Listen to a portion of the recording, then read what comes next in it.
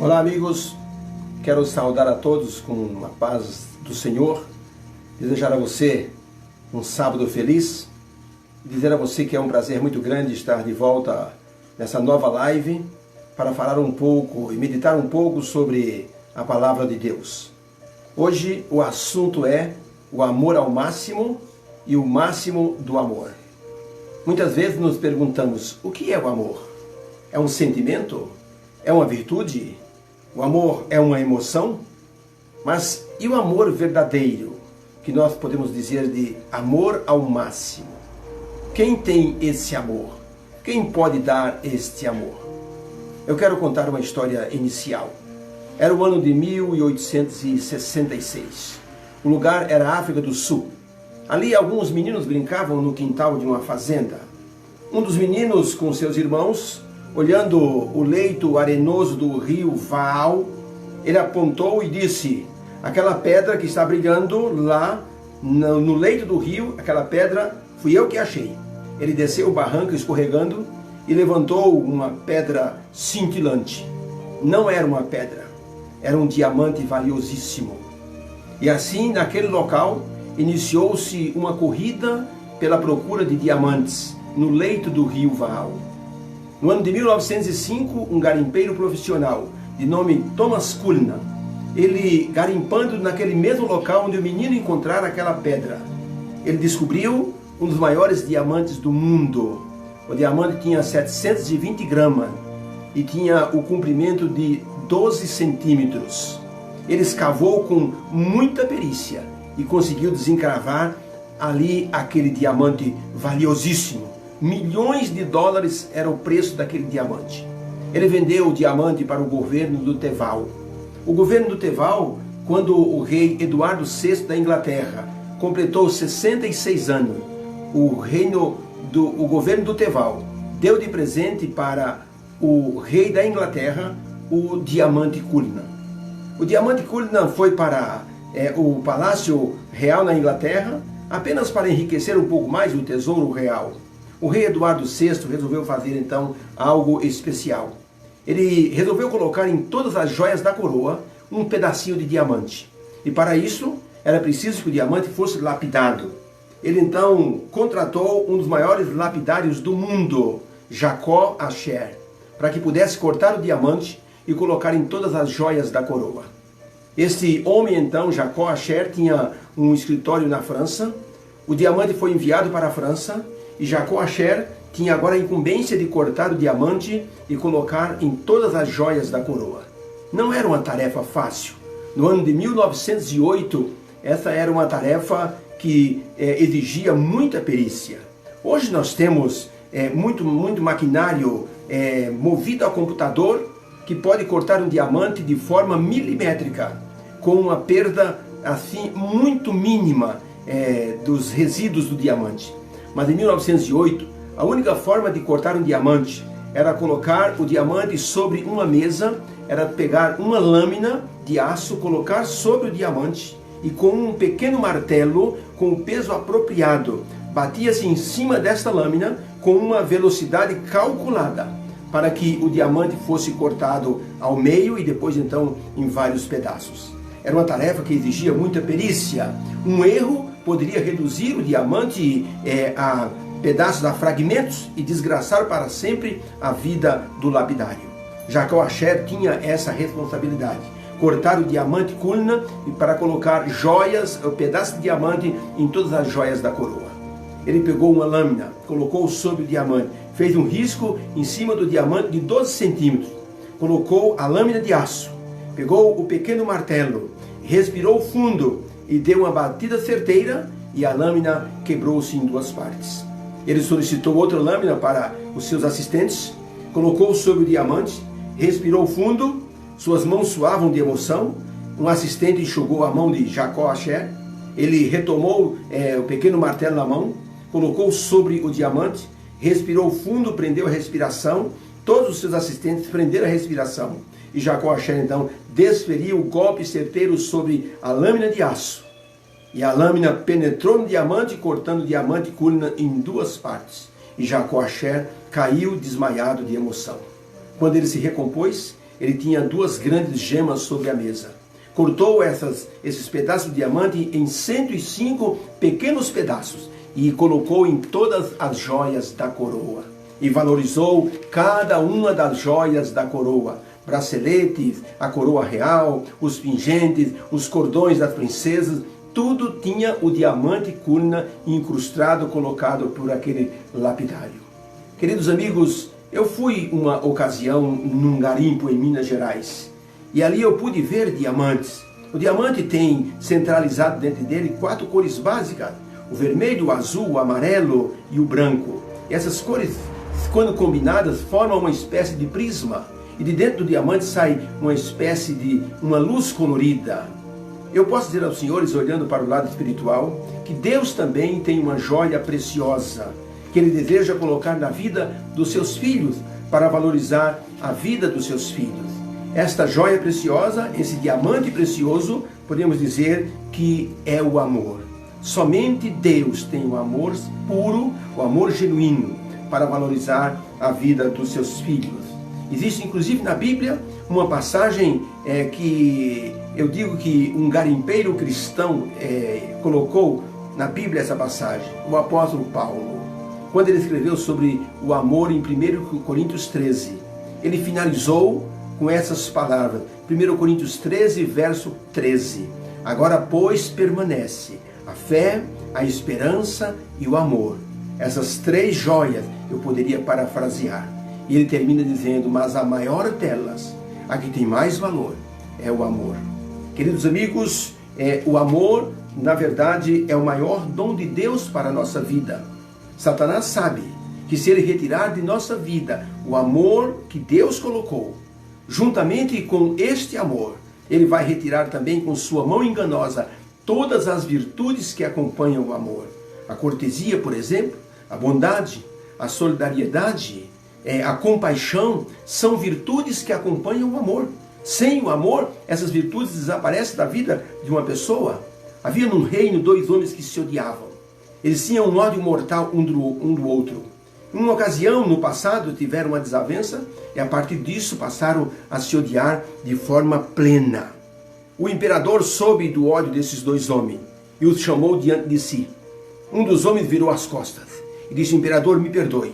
Eu não vou ficar olhando para essa criatura que está ao meu lado, porque o senhor sabe que eu a odeio, visceralmente eu a odeio. O imperador disse, calma, eu não trouxe vocês aqui para que vocês possam brigar. Eu trouxe vocês aqui para que eu veja se eu consigo fazer com que vocês dois tenham um pouco de paz entre vocês. O homem do lado direito disse, por mim, imperador, o senhor está perdendo o seu tempo. Eu não quero jamais trocar uma palavra com esse cidadão. Se o senhor me permite, eu gostaria de ir embora. O imperador disse, calma, eu quero que vocês saibam que eu estou disposto a trabalhar a paz entre vocês. Eu resolvi então que eu quero que vocês escolham um presente. E vocês estão aqui para ganhar um presente. E aquele que escolher um presente, dentre todas as coisas que tem no reino, eu vou dar isso para você. E a pessoa que está ao seu lado vai ganhar o dobro. Por exemplo, diz para o homem da esquerda, se você escolher, por exemplo, 5 cavalos puro sangue, você vai ganhar os 5 cavalos. Mas a pessoa que está ao seu lado, seu desafeto, vai ganhar 10 cavalos. Assim você se beneficia e beneficia a pessoa que está ao seu lado. Vamos ver se nós colocamos um pouco de paz entre vocês. Os 2 homens olharam para o imperador. O imperador disse, pode vocês pedirem o que vocês quiserem. Se tiver ao meu alcance, com certeza eu darei. E aquele que escolher primeiro ganha o que pediu e o outro ganha o dobro. O homem da esquerda pensou, eu vou pedir 1000 cavalos puro sangue. Vai ser bom para a minha fazenda, para os meus negócios. Mas espera aí, se eu pedir 1000, esse infeliz aqui de lá vai ganhar 2000 cavalos. Eu não vou suportar vê-lo com 2000 cavalos. O outro pensou, eu vou pedir um carro último tipo, vermelho. Quero desfilar pelas ruas do reino com esse automóvel. Mas se eu pedir 1, esse infeliz do lado vai ganhar 2. Não, eu não vou pedir isso. O outro diz, eu vou pedir 3 apartamentos num local onde tenha praia. Mas se eu pedir 3, ele vai ganhar 6. Não, isso não vai ser bom. E os 2 homens ficaram nesta situação, nesta dúvida. E o imperador disse, senhores, o tempo está passando, eu preciso que um de vocês, por favor, tomem a decisão. O que é que vocês escolhem? O primeiro que escolher ganha o presente e o outro ganha o dobro. Um dos homens tinha o olhar da serpente do Éden. Esse homem tinha um olhar de crueldade. Ele se aproximou perante o rei e disse: imperador, eu gostaria de pedir uma coisa para o senhor. O senhor, por gentileza, promete cumprir? O rei disse: se estiver ao meu alcance, com certeza eu vou cumprir. Então o homem se aproximou do rei e disse: majestade, eu gostaria que o senhor arrancasse um dos meus olhos. O imperador gelou diante do pedido daquele homem cruel. O que é que o senhor deseja? Eu quero que o senhor, por favor, arranque um dos meus olhos. O imperador disse: mas se eu arrancar um dos seus olhos, eu vou ter que arrancar os dois olhos da pessoa que está aqui ao seu lado? O homem disse: pois é, majestade, é isso que eu quero. E o imperador teve que cumprir a sua palavra. E dessa forma, então, ele arrancou um dos olhos daquele homem cruel e teve que arrancar os dois olhos do outro homem, o seu inimigo, o seu desafeto. O diabo sabe que se ele tirar da nossa vida o amor verdadeiro que Deus coloca, na verdade, ele vai arrancar com sua mão enganosa todas as virtudes que acompanham o amor. Queridos amigos, fiquemos em alerta quanto a isso. Não podemos permitir nunca que o amor verdadeiro, o amor ao máximo que Deus tem para colocar em nossa vida, que ele seja retirado. Temos que permitir que Deus enriqueça a nossa vida com o seu amor verdadeiro. Por isso, eu quero dizer a vocês que o amor verdadeiro, ele muda o ressentimento em compreensão. O amor verdadeiro, ele muda a inveja em cooperação. O amor verdadeiro muda os ciúmes em confiança. O amor verdadeiro, ele tira a maldade do coração e coloca ali a bondade. O amor verdadeiro fulmina a ambição egoísta e traz paz, alegria e felicidade para a nossa vida. Já ouviram falar de gente com rosa na lapela? Posso falar sobre isso para vocês agora. Havia um moço que entrou em uma das livrarias, uma das bibliotecas americanas. E quando ele entrou naquela biblioteca, ele pegou um livro na prateleira e quando ele foi folhear o livro, caiu ali um papel. E ele percebeu que a pessoa que havia lido o livro era uma mulher, uma moça, pela letrinha arredondada. Ele viu o que ela havia escrito e ficou curioso. Foi até a bibliotecária e disse para ela: moça, por favor, é a pessoa que leu esse livro, você sabe o nome dela? A moça disse: eu sei sim o nome dela. Você poderia me dar o endereço, o telefone? A moça disse: perdão, eu não posso fazer isso. É contrário às normas da nossa biblioteca. Não, é que eu queria me corresponder com ela. Ela leu esse livro e deixou um comentário aqui. Eu gostaria de conversar com ela. A moça disse: infelizmente não posso dar para você os dados pessoais dessa pessoa que devolveu o livro. O rapaz assentou-se para ler o livro, leu o livro, mas ficou com muita curiosidade. Essa pessoa que leu esse livro é uma pessoa sensível. E ele foi vindo à biblioteca e acabou fazendo amizade com a moça que cuidava do arquivo, até que a moça um dia disse: o que você me pediu aquela vez? Eu queria o endereço daquela moça. Quero escrever uma carta para ela. E a moça então forneceu o endereço e ele escreveu uma carta para aquela pessoa que havia lido o livro pela última vez. E então ele disse de sua opinião sobre o livro. E depois de algum tempo a moça respondeu aquela carta. E ela então disse: eu gostei realmente do livro, tocou muito o meu coração. Ele se correspondeu com ela e acabou dizendo: olha, eu faço poesias, eu gosto de poesia, vou mandar alguns versos que eu compus. E enviou para ela. Ela gostou dos versos e respondeu dizendo: puxa, que beleza, eu gostei dos seus versos, escreva mais. E a correspondência foi aumentando, até que um dia o rapaz declarou para aquela moça que estava gostando dela, pela sensibilidade dela. Os dois eram solteiros e passaram a se corresponder. E passaram a trocar cartas de amor. Até que um dia o moço foi convocado para estar na guerra do Afeganistão. Ele foi então convocado, se alistou e acabou indo para lá. Escreveu uma carta para a sua amada dizendo: gostaria muito que você enviasse uma fotografia sua para que eu pudesse conhecer com quem eu estou me correspondendo. Ela mandou a resposta dizendo: não posso fazer isso. Só se você voltar da guerra, aí então nós nos conheceremos. Por favor, respeite a minha opinião. O rapaz foi para a guerra. E de lá, dos campos de batalha, ele escrevia cartas para a sua amada. Os dois estavam muito apaixonados, até que ele conseguiu retornar para a sua casa, para a sua pátria. Escreveu uma carta para ela, dizendo: estou de volta, gostaria de conhecer você. Ela disse: então vamos nos conhecer. Vamos fazer o seguinte, no centro da nossa cidade tem uma praça. Vamos então até lá nessa praça, nos conhecer amanhã no final da tarde. Eu vou estar nessa praça e vou estar com uma rosa na lapela. Quando você me ver, você vai me reconhecer pela rosa na lapela. O rapaz então se preparou, tomou um banho, cortou o cabelo, se perfumou e quando chegou na hora, ele foi na direção daquela praça.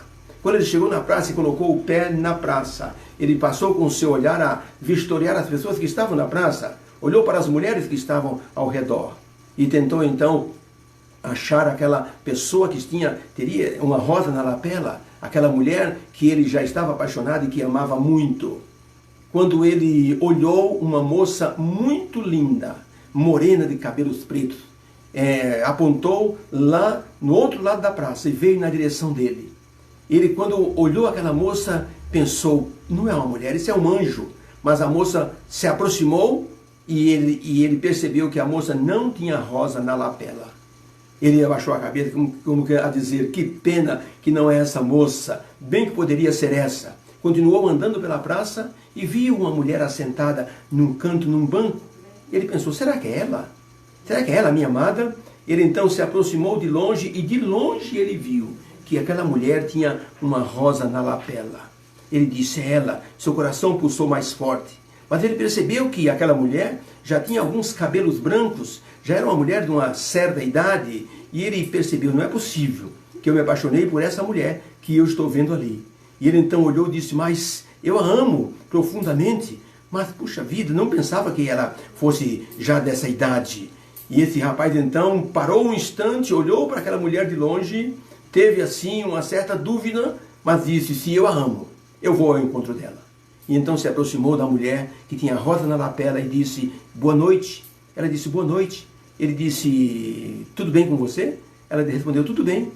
Então ele disse: eu poderia convidar você para jantar comigo essa noite, por gentileza? A mulher olhou para ele e disse: moço, eu não sei o que está acontecendo, mas a moça que passou pelo senhor, a moça de vestido verde, de cabelos pretos, ela me deu essa rosa para que eu colocasse na lapela. E ela disse que se o senhor me convidasse para jantar, ela está esperando o senhor no restaurante do outro lado da praça. O rapaz quase teve um choque. Aquela moça que passou por ele queria comprovar se realmente ele tinha um amor verdadeiro. Por isso, usou esse artifício e quando ele foi ao restaurante, aquela moça de vestido verde que havia passado por ele, era ela a moça com quem ele se encantara somente escrevendo cartas. Essa história foi escrita por Max Lucado, um dos grandes escritores americanos, e mostra o quanto o amor verdadeiro, ele não olha para a aparência. O amor verdadeiro, ele é algo produzido na alma pelo Senhor Jesus em nossa vida. É um sentimento puro, sensível, é um sentimento compreensivo, perdoador. É um sentimento que aceita a personalidade antes de olhar para o corpo. O amor verdadeiro, ele supera a parte física, compreende os defeitos antes que os carinhos venham. É um sentimento que supera a beleza física e para a qual a velhice ou a deformação não diminui a sua intensidade. Um dia um rapaz perguntou ao seu mestre chinês: mestre, o senhor me diz que o amor verdadeiro vence todas as coisas, mas eu vejo homens fortes conquistando coisas. Mestre, como eu posso saber que o amor vence e é mais superior do que a força? O mestre chinês disse: olhe para você no espelho. Trouxe um espelho e disse: olhe para os seus dentes. Os seus dentes é o símbolo da força e a língua é o símbolo do amor. Quando você envelhece, os dentes vão embora, símbolo de que a força nossa, ela diminui com a idade, mas a língua, símbolo do amor, ela permanece até você morrer. É assim que o amor deve ser. O amor deve permanecer em nossa vida. Se olharmos para o lado espiritual, veremos que há na Bíblia uma preocupação divina com respeito à existência desse amor com relação ao que nós sentimos pelo Senhor Jesus Cristo. É uma grande preocupação divina. Essa preocupação divina foi colocada através das palavras do apóstolo Paulo. O apóstolo Paulo se preocupava muito com o amor que as pessoas tinham pelo Senhor Jesus Cristo. Ele foi um dos grandes apóstolos que sofreu barbaridades. E ele dizia: eu sofro tudo por amor ao Senhor Jesus Cristo. E hoje, nesses dias que vivemos, qual é o amor que as pessoas têm por Jesus Cristo? É um amor superficial na maioria das vezes. O apóstolo Paulo, no livro de Efésios 3, verso 14 a 19, ele disse o seguinte: por causa disto, eu me ponho de joelhos diante de nosso Deus, o Pai de todos nós, para que, segundo as riquezas de sua graça, nos conceda que vocês sejam robustecidos com poder pelo seu Espírito Santo na sua alma interior. E ele disse no verso 17, para que Cristo habite pela fé nos vossos corações, a fim de que, estando arraigados e fundados em amor, vocês possam compreender, junto com todos os santos, qual seja a largura e o comprimento, a altura e a profundidade. E vocês possam conhecer o amor de Cristo, que excede todo o entendimento, para que vocês sejam cheios, plenos deste amor de Deus. Olha a expressão do apóstolo Paulo: eu estou me colocando de joelhos diante de Deus nosso Pai, porque eu não sei se vocês amam profundamente o Senhor Jesus de forma plena. E eu estou orando para que vocês possam compreender, junto com todos os santos, qual seja a altura, qual seja a largura, qual seja a profundidade do amor de Deus, que excede todo o entendimento. Queridos amigos, esta foi uma preocupação justa. O apóstolo Paulo desejava que nós compreendêssemos o quanto devemos amar o nosso Salvador Jesus Cristo. Nesses dias tão ligeiros, nesses dias tão automatizados, tão cheios de controle remoto, tão cheios de compromissos, cheios de problemas, pode ser que o nosso amor pelo Senhor Jesus Cristo seja um amor superficial. Isso é uma grande verdade. Hoje em dia, nós percebemos que as pessoas não amam Jesus como deveriam amar, têm um amor superficial. Uma senhora brigou com o esposo a abandonou e disse: não quero mais nada com você. Ela rogou: não vai embora. Ele foi embora e foi morar num hotel, numa outra cidade. De repente, na semana seguinte, a mulher começou a receber buquê de flores. Todos os dias chegava um buquê de flores com um cartão com lindas palavras. Ela ficou impressionada. Uma semana inteira recebendo buquê de rosas. Ela não aguentou mais, ela foi da floricultura e disse: escuta, o que está acontecendo? Todo dia vocês vão lá em casa e me deixam um buquê de rosa? Quem está mandando essas rosas, essas flores? A moça disse: olha, esse senhor aqui pediu que nós enviássemos flores todos os dias da semana para vocês, para a senhora, durante um mês.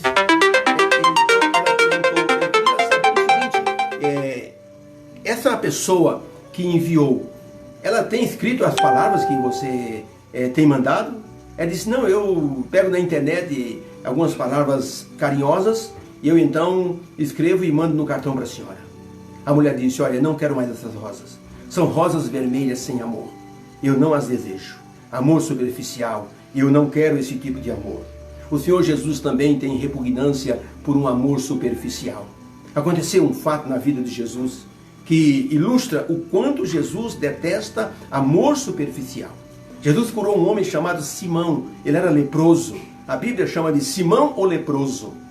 E Simão, feliz por ter sido assim curado e ser restituído na sociedade, porque o leproso era expulso da sociedade, e ele então foi curado e retornou para sua casa, para os seus negócios. E Simão disse para Jesus: eu quero dar um banquete em homenagem ao Senhor que me curou. E Cristo foi convidado com seus discípulos para esse grande banquete. Na hora do banquete, quando todos estavam tranquilos e felizes, aconteceu uma cena assim impressionante. Uma mulher entrou no ambiente e, caindo aos pés de Jesus, essa mulher começou a chorar e regar os pés de Jesus com suas lágrimas e enxugava os pés de Cristo com seus cabelos. Aquele homem, o dono da casa, Simão o leproso, olhou para aquela mulher, olhou para Jesus e recriminou a cena. E esse homem chegou a duvidar de Jesus como um profeta. No livro de Lucas, capítulo 7, verso 39, diz assim o texto bíblico: ao ver isto, o fariseu que o convidara para o banquete, falou consigo mesmo, dizendo: se este homem fosse profeta, saberia quem e de que qualidade é essa mulher que toca os seus pés, pois é uma pecadora. A mulher que tocava os pés de Jesus era uma mulher adúltera perante aquela sociedade. Era uma prostituta daqueles dias. Queridos, Jesus na hora leu a mente de Simão. E Jesus então, como ele era uma pessoa assim de muito amor, e ele não gostava de chamar a atenção das pessoas de forma direta, ele gostava de restaurar as pessoas. O Senhor Jesus então, ele leu a mente de Simão, que o recriminava por ter deixado aquela mulher impura tocar nos seus pés. O Senhor Jesus Cristo, como o profeta Natã fez com Davi, quando Davi pegou a mulher de Urias e mandou matar Urias, e teve um caso com a mulher de Urias, o profeta Natã foi até Davi e contou uma história de um homem que tinha apenas uma ovelhinha e um homem rico que tinha milhares de ovelhas. E que esse homem rico, chegando um convidado na casa dele, mandou pegar a ovelhinha do pobre, matou a ovelhinha para servir para o amigo. E Davi ficou louco da vida e disse: esse homem tem que pagar pelo que fez. E então o profeta Natã disse: você é esse homem rico. Você matou Urias para ficar com a mulher dele. Jesus agora estava com Simão. E Cristo queria ensinar uma lição de amor para Simão. Mostrar para Simão que ele tinha amor superficial. Estava dando uma festa para Jesus, mas na verdade tinha amor superficial pelo Senhor Jesus. Foi então que o Senhor Jesus ele contou uma história para Simão. Ele diz no Lucas 7, verso 40 a 43. Disse Jesus: Simão, eu tenho uma coisa para te perguntar. E Simão disse: dize a mestre. Certo credor, disse Jesus, tinha 2 devedores. Um lhe devia 500 denários e outro devia 50. Não tendo ambos com que pagar a dívida, esse homem perdoou os 2. E Jesus perguntou: qual desses 2 vai amar mais o homem que perdoou as dívidas? Verso 43 diz assim: respondeu Simão: eu suponho que é aquele a quem mais foi perdoado. Disse Jesus: julgaste bem, Simão. E voltando-se para a mulher, disse a Simão: vês tu esta mulher, Simão? Eu entrei em tua casa e não me deste água para os pés, como é costume fazer com aqueles que visitam a nossa casa. Você não me deu água para lavar os meus pés, mas essa mulher, com suas lágrimas, regou os meus pés e com seus cabelos os enxugou. Verso 45. Você não me deu nenhum ósculo, nenhum beijo, que se dá como costume a um profeta. Você não me deu nenhum beijo quando eu cheguei. No entanto, essa mulher, desde que entrou, não tem cessado de me beijar os pés. Você não me ungiu a cabeça com óleo, como se faz com os profetas, mas essa mulher com bálsamo ungiu os meus pés e a minha cabeça. Em outras palavras, Jesus queria dizer: Simão, Simão, vê você essa mulher? Você é maior devedor do que ela, porque a história conta que essa mulher que estava nos pés de Jesus, ela era prima de Simão, e ele teve uma relação sexual com ela e a expôs publicamente, e ela foi expulsa da sociedade como prostituta. Então Jesus disse: Simão, você aqui na história é o maior devedor. Você, na história que eu contei, é o homem que devia 500 e a mulher é que devia 50. Eu perdoei você mais do que poderia perdoar a ela. Você deveria ter mostrado muito mais amor para mim, para comigo, do que ela demonstrou. No entanto, foi ela que mostrou maior amor. Jesus quis dizer para Simão: Simão, você tem amor superficial. Queridos amigos, como temos mostrado que amamos o Senhor Jesus Cristo? Temos nós consciência da nossa dívida? Algumas pessoas foram resgatadas de situações totalmente assim indevidas nessa vida. Algumas pessoas saíram do tráfico. Algumas pessoas saíram da prostituição. Algumas pessoas saíram da malandragem, das bebidas, das drogas. E são pessoas restauradas e recuperadas pelo Senhor Jesus Cristo. O que você seria hoje se Jesus Cristo não tivesse restaurado, resgatado você da vida antiga que você vivia? Queridos amigos, temos que pensar qual é a nossa dívida que foi perdoada pelo Senhor Jesus Cristo. Um rapaz que estava no posto do dever, no exército de Alexandre o Grande. Ele estava ali naquele exército. E ao estar num certo momento de vigia, aquele moço, ele dormiu no posto do dever.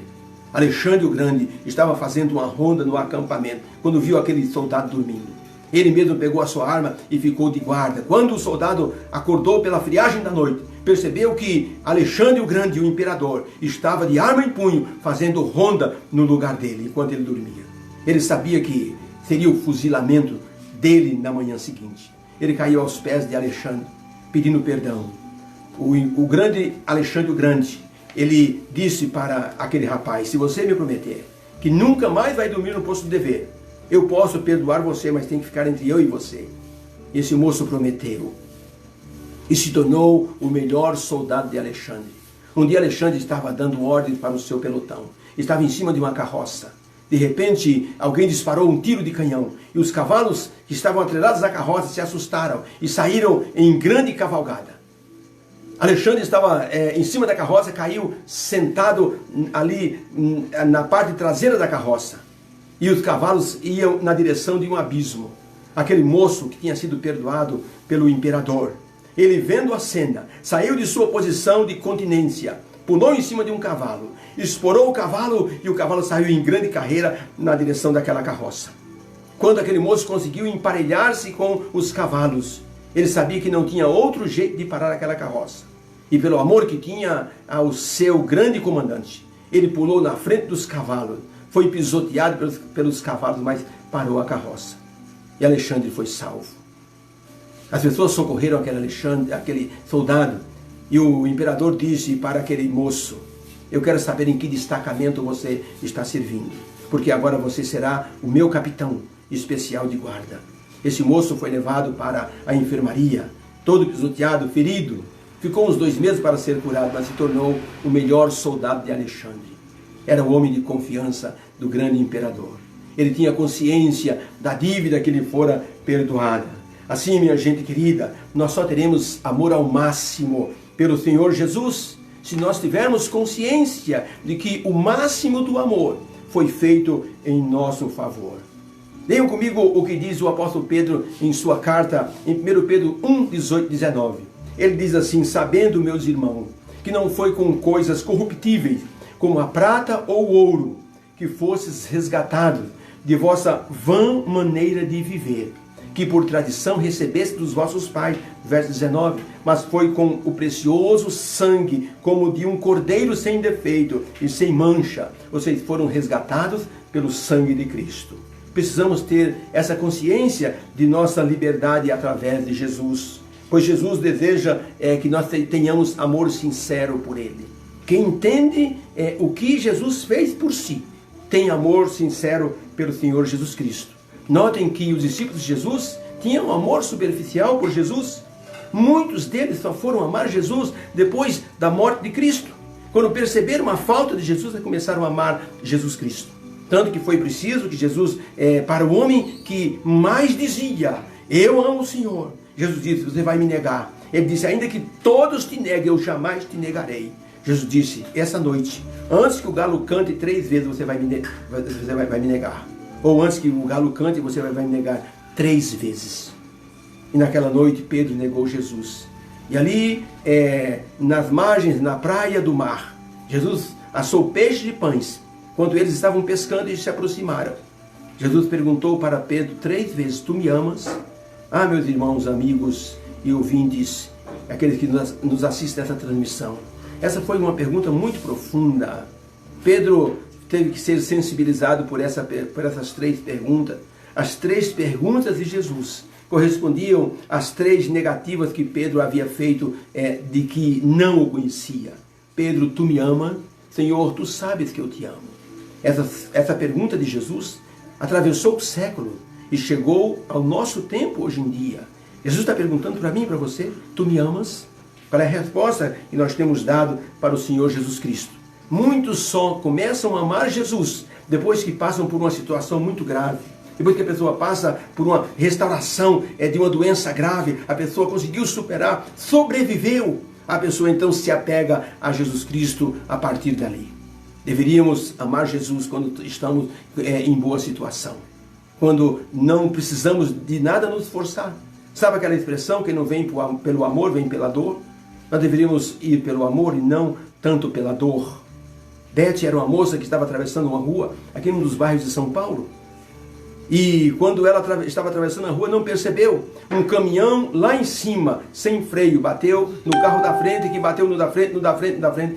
E foi fazendo uma filinha, engavetando os diversos carros. Quando ela estava chegando próxima à calçada, o carro da ponta recebeu o impacto daquela grande batida que vinha engavetando todos os carros. E o carro da frente foi lançado contra ela. E bateu aqui no quadril dela, ela foi lançada na rua e bateu com a cabeça ali na guia, ficando desacordada. Beth foi para um hospital. Havia um coágulo sanguíneo em seu cérebro. Foi feita uma cirurgia, mas Beth não acordou. Ela foi colocada num coma induzido. E depois de muitos dias, Beth ainda estava numa situação deplorável. Beth ficou praticamente 4 meses em coma. Algumas situações começaram a piorar. Uma pessoa deitada há muito tempo começa a formar escaras, feridas na pele da pessoa. Os pulmões não aguentam e o coração então também começa a fraquejar. A última crise de Beth aconteceu no dia 10 de julho de 1984. Os médicos chamaram a família e disseram: olha, sinceramente, Beth está com um problema no coração e está com pneumonia dupla. Dificilmente a filha de vocês vai sobreviver. Eu diria, disse o médico, que hoje seria a última noite de sua filha. Ela está na UTI, no ultra intensivo. Eu quero dizer a vocês que se vocês fossem pessoas previdentes, comecem a preparar o funeral de sua filha. E Beth estava naquele coma. Um pastor da igreja foi chamado para ungir Beth com azeite, como é costume de se fazer quando uma pessoa está desenganada. O pastor da igreja dela foi até lá, pegou algumas gotas de azeite e colocou na testa de Beth. E diante ali daquele corpo que vegetava, o pastor leu o livro de Salmos, capítulo 107, versos 19 e 20. Ele leu essas palavras: então clamaram ao Senhor na sua tribulação, e Ele os livrou das suas angústias. Enviou a sua palavra e os sarou, e os livrou da destruição. O pastor disse: eu unjo você, Beth, com essas palavras, em nome do Pai, do Filho e do Espírito Santo.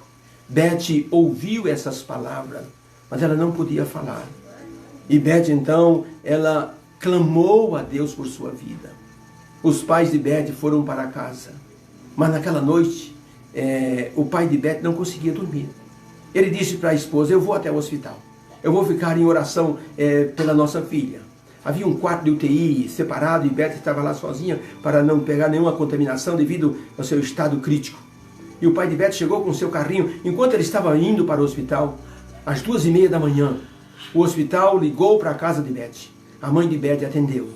E a enfermeira disse para a mãe de Beth: infelizmente, a sua filha acabou de falecer.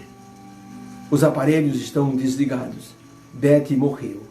A mãe de Beth entrou em desespero, a família toda. O pai de Beth não sabia disso. Ele estava indo para o hospital, chegou no hospital com o cartão de visitante preferencial, entrou ali no elevador, foi até o local, o andar onde estava a UTI, passou o cartão, a porta se abriu, ele entrou, e quando ele chegou no quarto onde Beth estava, ele ficou impressionado. O quarto estava escuro, ele acendeu a luz, havia um corpo coberto no meio do quarto. O pai de Beth correu para o leito onde estava a filha e então descobriu o rosto da filha, tirou o lençol de cima e então ele viu a filha morta, com os lábios arroxeados, as mãos de Beth, as unhas todas roxas, as mãos colocadas sobre o tórax. E o pai de Beth então não suportou aquela cena e caiu ajoelhado aos pés daquela maca. E ali, enquanto ele estava naquela posição, ele começou a orar a Deus: Senhor Deus, tem piedade da minha filha, Senhor. O Senhor ressuscitou Lázaro, ressuscitou o filho da viúva de Naim, o Senhor ressuscitou a filha de Jairo. Ó Deus, põe a vida outra vez da minha filha. Não deixe que nós passemos por essa situação de tristeza, meu Pai. Ela é uma serva tua, ela te serve, Senhor. Irmãos, Beth não estava morta. Por incrível que pareça, ela estava num coma ultra profundo. E Beth estava tendo uma visão. Ela sonhou que estava subindo uma montanha muito alta. E suas pernas não se cansavam. E ela subia correndo aquela montanha. Quando ela chegou no topo da montanha, ela viu aquela paisagem linda, um lago maravilhoso, um gramado muito verde. E do lado direito ela viu uma montanha, um paredão. Parecia um paredão de mármore.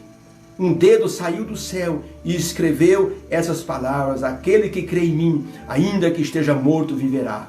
E de cima da montanha, naquela visão, Beth olhou aquelas palavras escritas e ela disse em voz bem alta: eu creio em ti, Senhor. E sua voz ecoou naquele vale, na visão que ela estava tendo.